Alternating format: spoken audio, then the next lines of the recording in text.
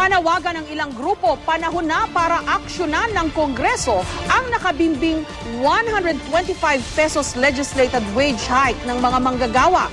Sa pagsasaliksik ng GMA News Research, lumalabas na 1989 pa nung huling nagkaroon ng legislated wage hike. May report si Maki Pulido.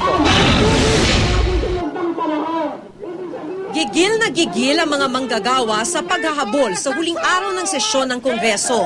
Paano naman daw bakasyon na uli bukas ang mga kongresista, hindi pa rin umuusad ang hinihinging 125 pesos legislated wage increase na higit isang dekada nang nakabinbin sa Kongreso.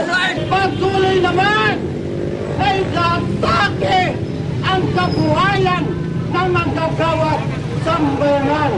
Pero sabi ni Northern Samar Representative Emil Ong, chairperson ng House Committee on Labor, hindi kakayanin ang 125 pesos across the board increase.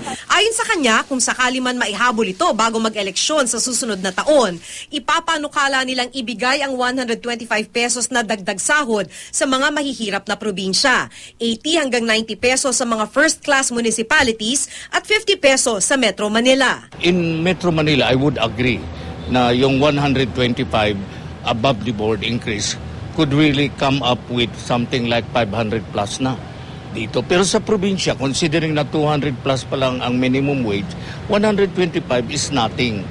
Binaril na rin ng Malacanang ang 125 pesos na dagdag sahod. Baka di raw kayanin ng mga kumpanya.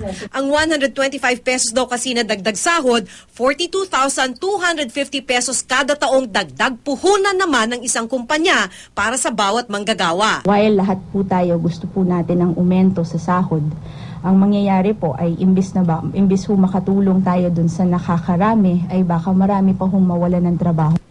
Ayon sa Ibon Data Bank, isang independent research group, kakayanin naman daw ang 125 pesos wage hike kung papayag ang mga negosyanteng mabawasan ng konti ang kanilang tubo. Sa datos daw kasi ng National Statistics Office, noong 2009, 1.6 trillion pesos ang kita ng lahat ng mga negosyo sa bansa. Kung ibigay ang wage increase, aabot sa 194 billion pesos o may bawas na 12% sa tubo ng mga negosyante. May matitira pa silang tubo na 1.4 trillion.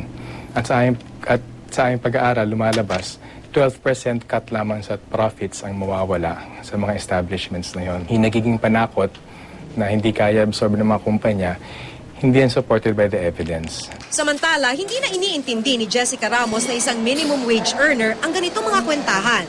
Basta sa kanyang kwenta, ang sinasahod niya buwan-buwan bilang cashier, hirap ng pagkasyahin sa pangunahing pangangailangan pala. Meralco pa lang po, di ba magkano na po yung Meralco? Halos 2,000 na po sa isang buwan. Tapos yung tubig pa po, mga 500. Tapos iba pa po yung budget sa araw-araw sa bahay. Sa pagsasaliksik ng GMA News Research, 1989 pa, nang huling nagkaroon ng legislated wage hike matapos isabatas ang Wage Rationalization Act. 25 pesos ang idinagdag sa 89 pesos kada araw na minimum wage noon. Maki Pulido, GMA News.